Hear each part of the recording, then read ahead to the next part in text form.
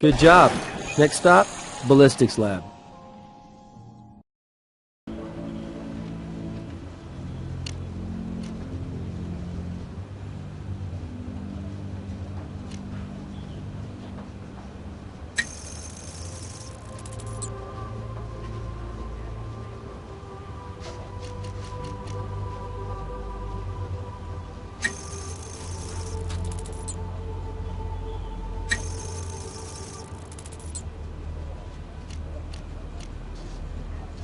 Yeah, and that's our murder weapon.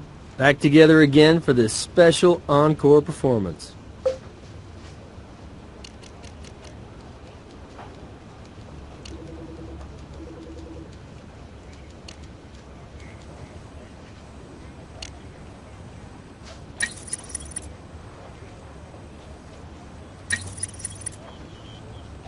The evidence suggests that Andy Penmore had possession of Stan Everston's cell phone. And now we have Andy's fingerprint on the gun adapter, tying him to the murder weapon.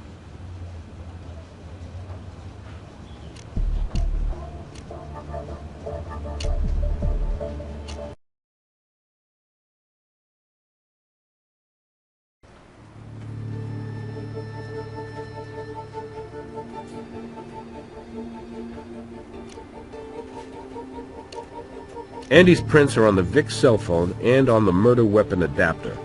Time to stop all the games and play for real. Let's arrest this guy.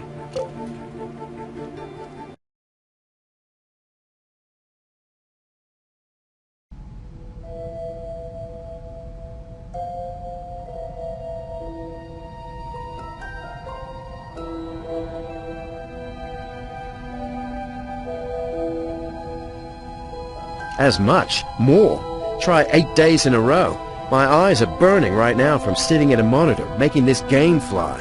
Was that what you bargained for? Actually, yes. Everybody in the game industry knows that long hours is part of the deal. I'm in this field because I love it. I'm a lucky guy, making games for a living. What is this, some stupid attempt to entrap me? It's no fake, Andy. Well, then Stan Everston was a fake. If this is true, he was planning to renege on my piece of the action. Bastard lied to me. If I'd have known this, you really would have a right to look at me as a murder suspect. But I didn't know, and I didn't kill him. Oh, I'd like to strangle his ass right now. Well played, Andy. But a gifted hacker like you? You've known about that email all along. You're reaching, but you aren't touching anything. Read my lips. I never saw this stupid thing before. Anyway, when Stan was killed, my stake in the company hadn't kicked in yet. What would I have gained killing that liar? You didn't have a stake yet, and you found out you never would. Not unless you removed Stan and brought in witnesses who heard his oral contract to you. Andy, we found the cell phone, we know about the adapter, and your prints are on it. Then there's the little matter of you being the last one to see Stan Everston alive. I wasn't the last one to see him alive. The killer was. You don't play this game at all well, guys, but good luck to you. Everybody's got to start somewhere. Am I free to go? How could I do that from my hotel room, which is where I was when he was killed? Sure you were. There's no proof of that, by the way, just flimsy setups from you to make us think you were there. If that's the best you can do, I can't wait to see you try to build a case on air like this in court.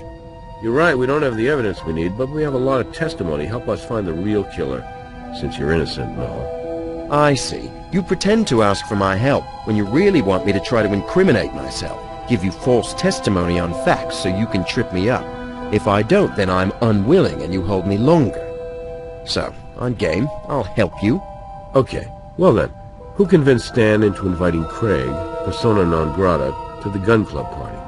I did. I don't deny that. Who also told Craig to bring his own .22? Who ensured Stan bought and brought his .45? Who researched how weapons work in the real world? Who told Stan there was a last-minute problem with the game, ensuring he would stay late at the demo center? I did, but none of that means I killed him, of course. Well, I'm just getting started. Who knew that an adapter for both a .22 and a .45 would be needed for this coincidence? Who knew Maya not only had a PR bonus, but was also an expert shot? Who was ready with flimsy alibis when the others decided to hook up on an accidental meeting?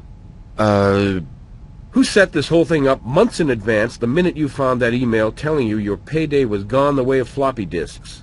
You can't prove that.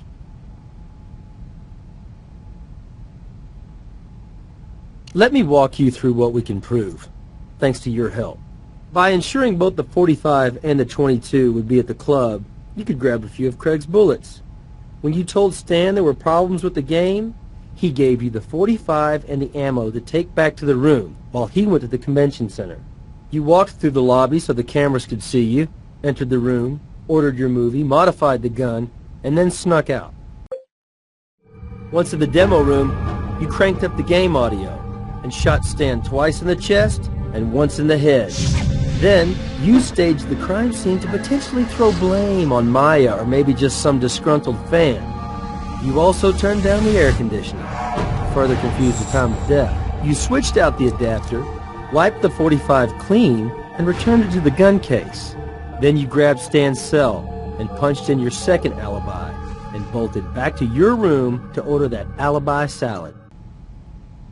You wiped off the phone and adapter, and the next morning, you ditched them near Craig's car. Easy to find, right? However, in your haste, you left partial prints on both items. Then it was off to the convention, from one con right into another. You see, Andy, we're not trying to get you to incriminate yourself. You said that you'd help us. The truth is, we don't need anything from you. We know what you did, and we know how you did it. Combined with all the physical evidence we got on you, we have everything we need. No, you'll never make this play in court. This murder was all a game to you, wasn't it? But there was a glitch in your programming. It's your sick ego. And that's a bug you'll never get out of your system.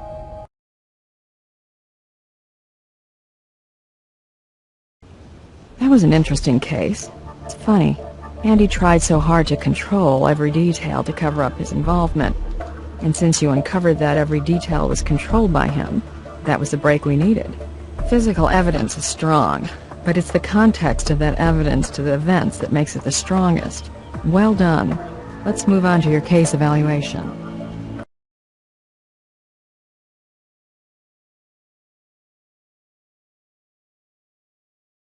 You investigated every possible angle on this case. Doesn't happen often, but I'm very impressed.